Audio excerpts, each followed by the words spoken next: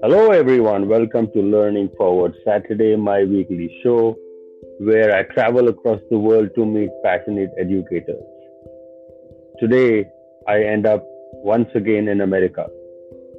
With me, I have Jim, who works with partners in school innovation, and his focus is renewing the promise of public education, an education policy fellow with leadership in educational equity. He does some independent consulting. Partnering with nonprofits is his forte. And yes, he is committed to building charter schools. Yes. And the whole idea of working with charter schools is to work with student equity in mind, work with student-led long-term redesign in mind, and more than anything else, be empathetic to the needs of the teaching and learning community. He likes working on the social and emotional health of stakeholders. And yes, improvement in mathematical agency and culture building are his strengths. He's worked with professional learning communities. He has been Teach for America Fellow, a cross-country and long-distance track coach. To his credit, are great education courses in Evans School of Public Policy and Governance, University of Washington, Seattle, and Masters of Public Administration. He co-hosts a podcast, A Revolution in Education, with Chris Unger, teaching professor of Northeastern University. Welcome to the Learning Forward show, Jim McCue. It's wonderful Thank to you. have you with us.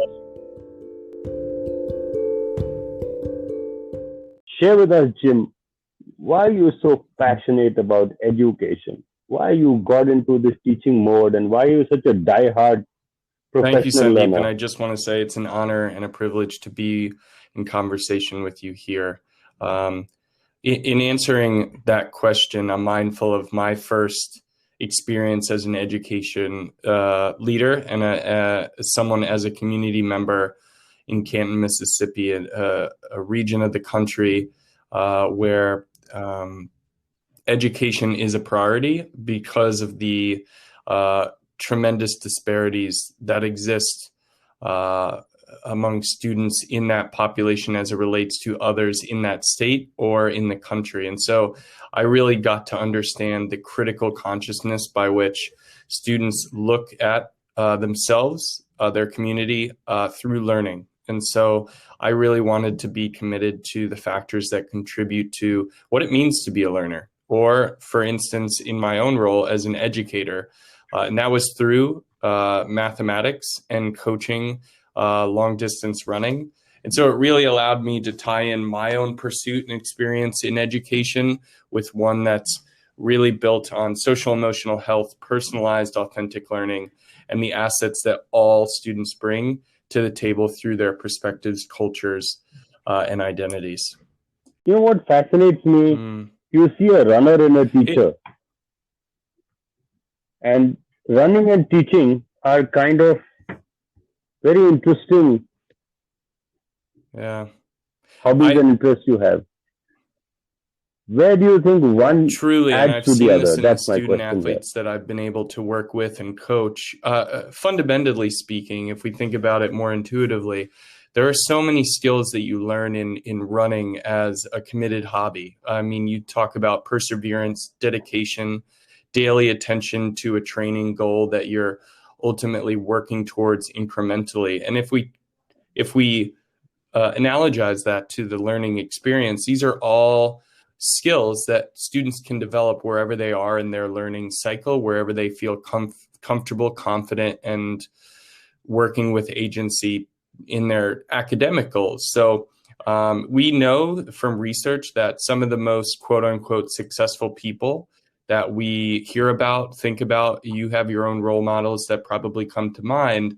It's not that they're necessarily the smartest person in the room, but they're ones that attend to their passions, they're diligent, they stay committed, they have that perseverance and that accountability to themselves and others for just maintaining that focus and drive. And I see that in running. There is no real day off when it comes to really taking care of your body. And it's not just physically, it's mentally and spiritually as well. And so I see a lot of spillover from being able to get out and exercise and move and finding that really, really therapeutic or providing for greater inspiration, and then translating that into the classroom or into learning in general. Please stay with us. We will be back after a quick commercial break.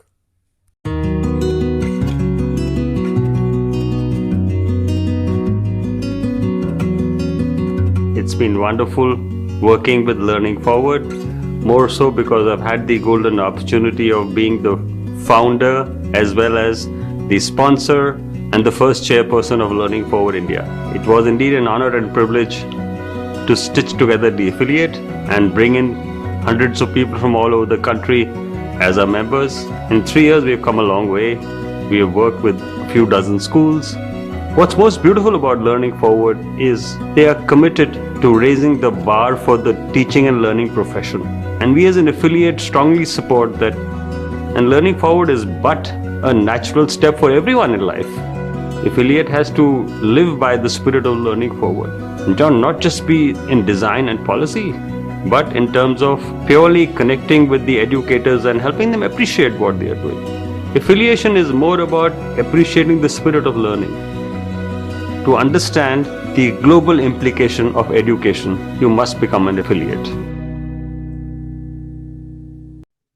You said a very interesting thing.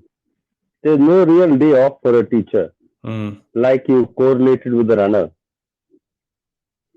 Now, is that what passion is all about? There is just no real day off? It's interesting. When I say there's no day off, I mean there will be days where you take off from the physical aspect of going out and running, or you take a day off, maybe it's a weekend as I sit here, and you're not actively working on something school related or quote unquote learner related.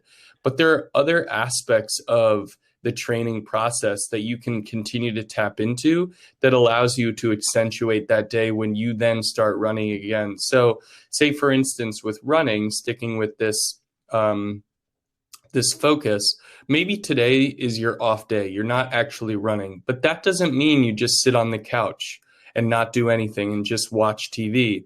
Just similarly to learning, just because it's not a school day, there's a whole day in which there's beauty around you to explore and look and see and wonder and remain curious and answer some questions that are lingering. And you can get up and you can eat really healthy because that accentuates your training. Or maybe you go to the grocery store and you walk there.